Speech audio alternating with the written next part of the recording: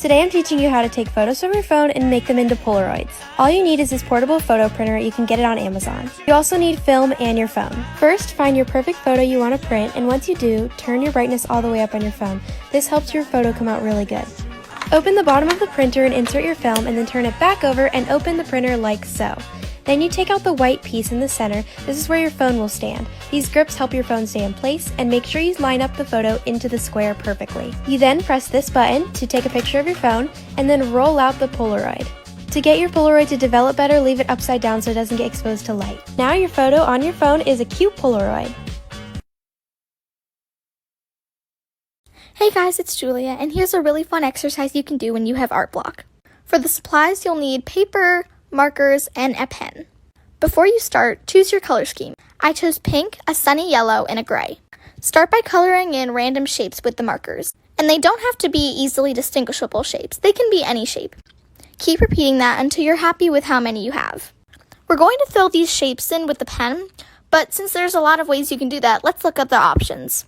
You can add more shapes and connect them, use the shape as inspiration for your doodles, doodle on top of the shape, or literally anything else you want to do.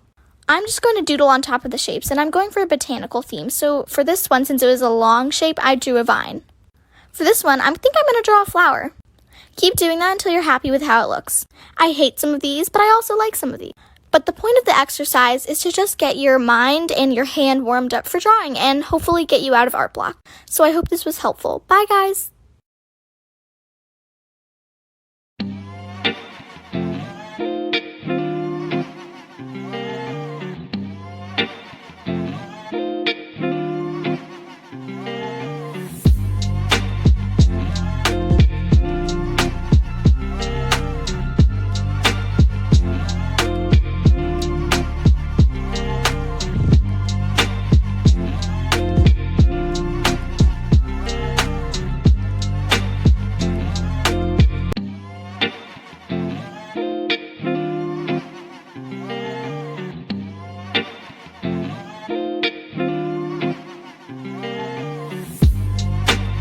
Part 2 of Vintage Dollhouse Makeover. I was not about to sit there for 3 hours and paint no wall design again, so I broke out the wallpaper. No, it's totally scrapbook paper. But it works, and I love it. I was kind of eager to try out this floor idea, so I got to it. Essentially just turn little popsicle sticks into planks of wood, and there you go. I was so shocked. Paint bottles are just holding it tight. But we're not stopping there. No, we're gonna stain them. This really cool gel stain I've never seen before, but I'm a fan. And this is actually the exact colors of my own floors, so bonus. But we can't leave it looking all unfinished like that. How unprofessional. On to baseboards. But first we clear coat the floor because we're extra. Look at that. Ah, so pretty. This is where it kind of starts to come together. You gotta do what you gotta do sometimes. And yeah, there's like one room done. Kinda. Come back for part 3.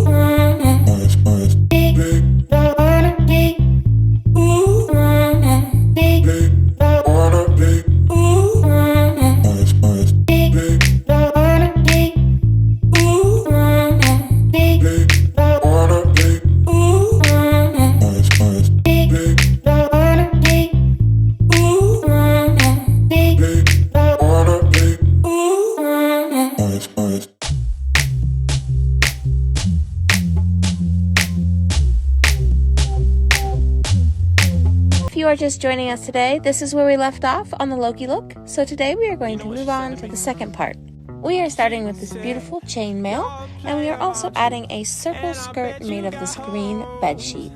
I wanted to add some really elegant sleeves, so I made it out of chainmail and some green bedsheet with leather detail. I guess it's nap time. Anyway, I added the sleeves to the leather straps, and then I serged and hemmed the bottom of the skirt. Then I added the finishing details on the corset. I added some florals and metalwork, and this is the final Loki look. I think she came out great and really represents the character. So who should I do next? Hey everybody, I am taking part in the Met Gala Challenge where you recreate one of your favorite Met Gala looks. I am going to do Lana Condor's look. We're going to start by cutting our base fabric out of this cute pink, and this will be where we sew our tulle down to. So we're going to start by sewing 2 sections of 5 yards of tulle along the bottom, which is super similar to how we did the Ariana Grande dress. So you just gather them up using a basting stitch, and you add it 1, stitch it down, then we're going to add a second one over that. So here we are. That's what it looks like. Next, we're going to add another section of 5 yards of tulle, but this time in the middle. Finally, on our top layers, it's 5 yards of tulle folded over 4 times. Super hard to sew on. We have a corgi break. Hello.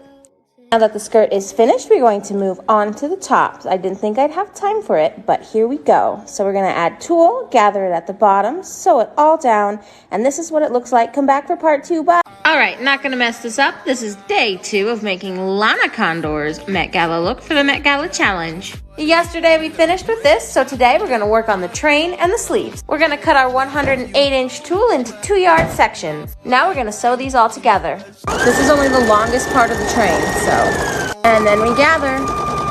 Alright, this is what it looks like so far. We're going to add the shorter layer right along in here. Again, we're going to cut 2-yard strips, but we're going to leave it doubled over once. We've attached them as layers, and now we're going to sew them down. And just sew it down. I think it's time for the sleeves. Corgi break. Hello. Okay, sleeves, 3 yards each, gathered at the top. Make sure you go super slow. Right, so she's kind of a big lady. But there is my copy. Let me know how I did.